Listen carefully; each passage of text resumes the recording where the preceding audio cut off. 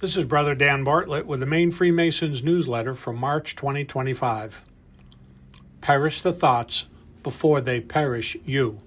Man Therapy, Suicidal Thoughts. Been cold enough for you? It has for me, and I'm pretty sure we aren't done yet. But we'll gain an hour of evening light come this weekend, and Mother Nature teases us with a 40-degree day here or there, so I'm sure we will get through it. In the meantime, be careful when you're out there, and remember to check on your lodge widows and elder brethren.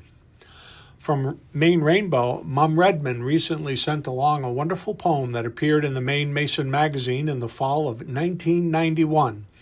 It was authored by Right Worshipful Brother George Babe Littlefield, a past District Deputy Grand Master of the 14th District, and it's titled A Mason's Thoughts of Rainbow.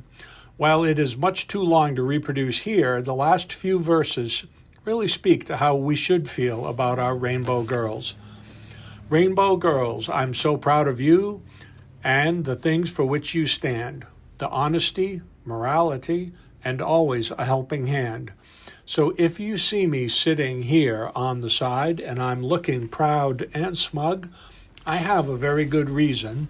I've had my rainbow hug. If you would like the entire poem sent to you, reply to the email and I will forward it to you.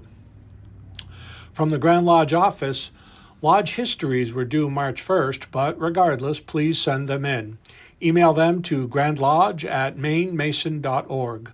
When asked what should be in a lodge history, the usual reply is, picture a young Mason in your lodge in 2075 reading through a folder of histories he stumbled on. What would you want him to know about what your lodge did in 2024? Maine DeMolay is holding an open house at Hiram Lodge at 39 E Street in South Portland on Sunday, March 16th at 6 p.m. They will welcome young men ages 11 to 21 and their families. There will be a presentation for parents and activities for the young men to show them what DeMolay is all about. The snow date is March 23rd. A tip of the cap this month to Worshipful Brother Ricky Robshaw Jr. He serves as the Master of Felicity Lodge, number 19, and this time of the year he's even busier outside of his usual vocation as he is the circus director for Anna Shrine. Thanks, Ricky, for all you do. Upcoming events. New England Brotherhood Night is sponsored by the Grand Lodge of New Hampshire this year and is in Concord on Saturday, March 29th. Social hour from 5 to 6, dinner at 6, and a program courtesy of the Grand Lodge of Massachusetts that will begin at 7. Call the Grand Lodge office for registration information. April 25th, 26th, and 27th, the Anna Shrine Circus and Thrill Show will be at the Cross Insurance Center in Bangor, and then May 1st, 2nd, and 3rd at the Presque Isle Forum. Ticket sales locations are being published this week. Mark the calendar on May 6th for the annual communication of the Grand Lodge of Maine to be held this year at Anna Shrine in Bangor. And details will be forthcoming about that this week as well. July 4th weekend, the Wall That Heals traveling replica of the Vietnam Veterans Memorial will be in Farmington. And August 16th, a Saturday, beginning at 6 p.m. at Hadlock Field, the Sea Dogs will take on the Somerset Patriots. Like last year, we will enjoy a picnic before the game. Stay tuned for the details coming up. Upcoming elections at the annual communication require that if you are offering yourself as a candidate for a particular office, you must notify the Grand Secretary in writing. Email is sufficient, no later than March 15th. That's coming right up in a couple of weeks. There are 2 3-year terms open on the Charitable Foundation Board, and one 1-year and one 3-year seat on the Grand Lodge Finance Committee.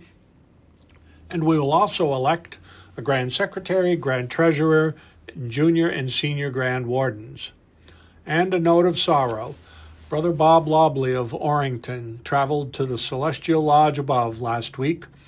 An optimistic, soft-spoken, humble man with an abiding faith, he was a treasure to his family, his church, his community, and to our fraternity. What a world this would be if we were all a little more like Bob was when he walked this earth. Rest in peace, our devoted brother and mentor. From the trenches, the talk around most any town these days, no matter who you are talking with, seems to frequently veer into politics and the latest events in the nation's capital. The political scene at both the state and federal level is as polarizing as it has ever been, at least in most of our lifetimes, and will most likely not ease in the foreseeable future. So, as has been done in the past, I'm going to throw out some thoughts for you to ponder because, well, it needs to be said again. First, social media. Remember, you are someone's representation of a Freemason on your personal social media platform when you have any reference to, photo, or post of some aspect of our beloved fraternity. When one combines that with what any reasonable person would consider to be vile and disgusting images that ridicule or threaten someone, clearly a line has been crossed. And honestly, it goes beyond the Grand Lodge social media policy. It is troubling that a Freemason would find satisfaction and even joy in such things. If the goal of that behavior is to change someone's view, that's not happening. It's not materially different than all of the political signs that pop up in the weeks prior to an election.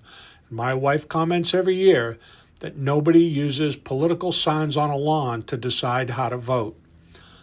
Vile and disgusting posts say far more about the poster's character than anything else.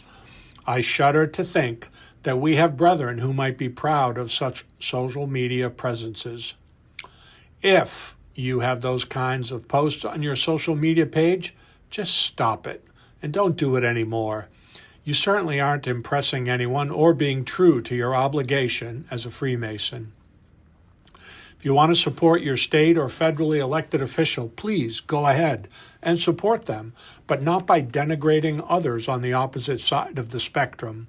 As Freemasons, we are supposed to be better, although there are times where I wonder where someone's moral compass went. One can also do as I've done and use the unfollow or unfriend button instead of engaging in a cyber back and forth to prove what is arguably a useless point in cyber world. Let's step out of cyber world for a minute and into our lodge halls. Thankfully, we do a pretty good job treating our lodges as sacred retreats of friendship and virtue. We must strive to be a Freemason every day of our lives. Being a Freemason for a few hours a month and the rest of the time you're off the Masonic clock and can behave poorly is not in any lesson that any of us have ever heard in our lodges. This is supposed to be a way of life, and we all should strive every day to be men of good character, not just in the sight of our families and lodge brethren, but in our workplaces and our communities at large.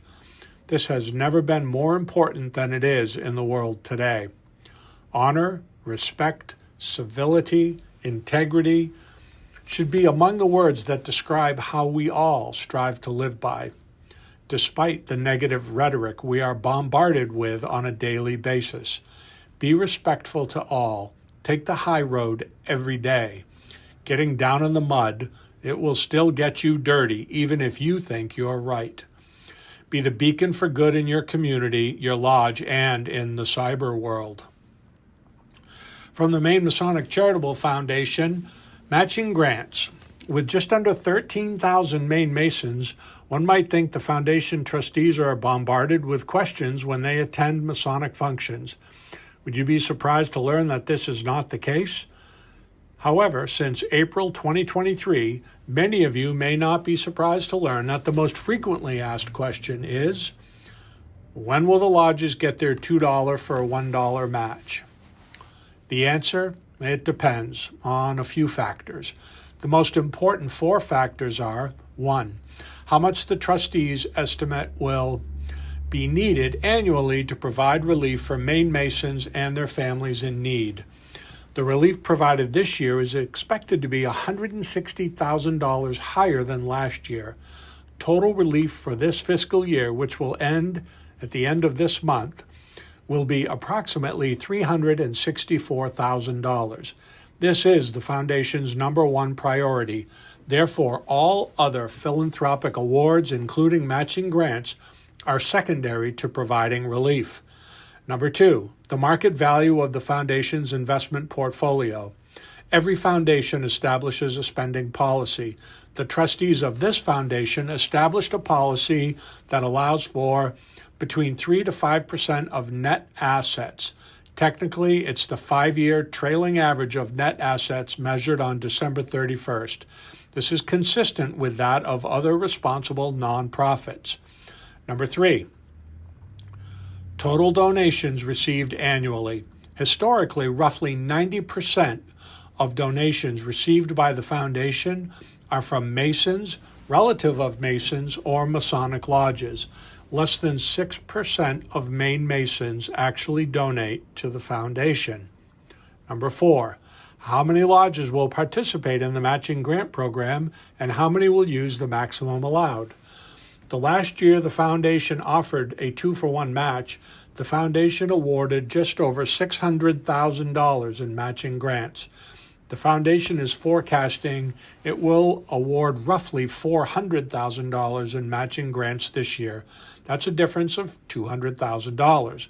So if we do a little math and assume all other factors stay the same, the Foundation will need its net assets to grow by roughly $4 to $6.7 million and remain at that higher level for at least 5 years.